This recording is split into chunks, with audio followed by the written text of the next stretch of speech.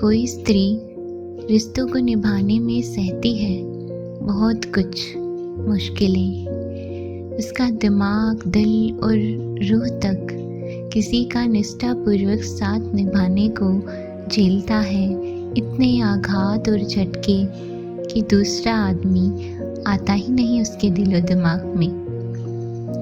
वह आदमियों की तरह तुनक कर झगड़ा भी नहीं उठाती कि सूप में नमक कम क्यों है, बल्कि उल्टे कहती है कोई बात नहीं, यदि कोई मुश्किल है तो इसकी बाबत बात कर लेते हैं। और मर्द है कि सबसे ज़्यादा इसी एक बात से खींचते आग बबूला होते हैं। बातचीत ऐसे ही टलती जाती है, कभी मैच ख़त्म होने तक, नहीं तो फिर डिनर या दूसरी गैर ज़रूरी बातों के बहाने। स्त्रियां ज़िद्दी और बावली होती हैं, अपने प्रेम को ऐसे सीने से चिपका के रखती है जैसे जीवन न हुआ खूंटी के ऊपर टिका हुआ कोई सामान हुआ।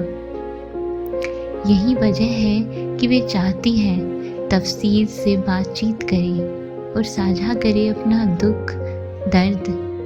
तब तक आस नहीं छोड़ती जब तक बंदे को समझा न ले और उसके पास बचे न कोई और रास्ता।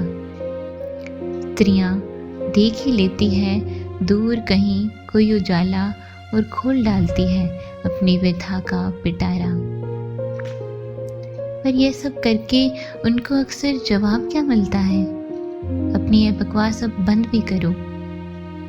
ये सब बातें उसको नाहक की चीख चीख लगती है और वह उनकी ओर कभी गौर से देखता तक नहीं और इस तरह एक समस्या समाधान के बगैर छोड़कर देखने लगता है दूसरी ओर। आदमी को कभी एहसास ही नहीं होता कि यही अनसुलझी बात गोली की तरह आएगी और लगेगी उसके सीने पर एक दिन।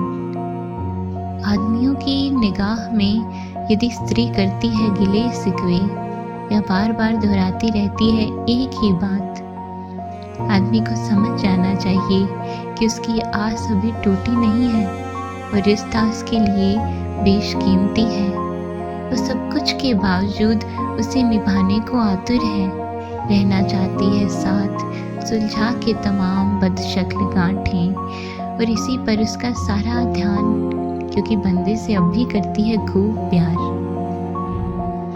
एक दिन स्त्री चल देती है चुपचाप दबे पांव।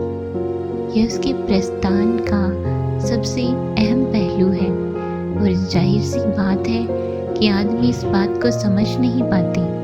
बोलती, कुछ शिकायत करती और झगड़ती स्त्री अचानक चुप्पी के इलाके में प्रवेश कर जाती है। जब अंतिम तौर पर टूट जाती है रिश्ते पर से उसकी आखिरी आस, उसका प्यार हो जाता है लहू लुहान। मन ही मन वो समेटती है अपने साजो सामान सूटकेस के अंदर, अपने दिमाग के अंदर ही वो खरीदती है अपने लिए सफ़र का टिकट। हालांकि उसका शरीर ऊपरी तौर पर करता रहता है सब कुछ यथावत। इस तरह स्त्री निकल जाती है रिश्ते के दरवाजे से बाहर।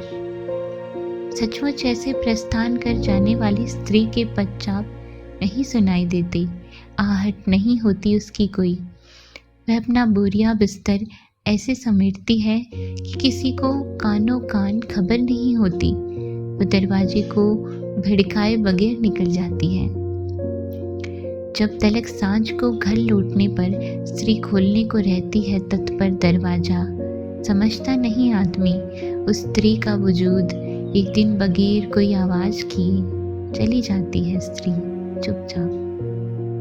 फिर रसोई में जो स्त्री बनाती है खाना, बगल में बैठकर जो देखती है टीवी, रात में अपनी रूह को परे धर कर जो स्त्री कर लेती है बिस्तर में जैसे तैसे प्रेम, वह लगते भले वैसी ही स्त्री हो पर पहले वाली स्त्री नहीं होती।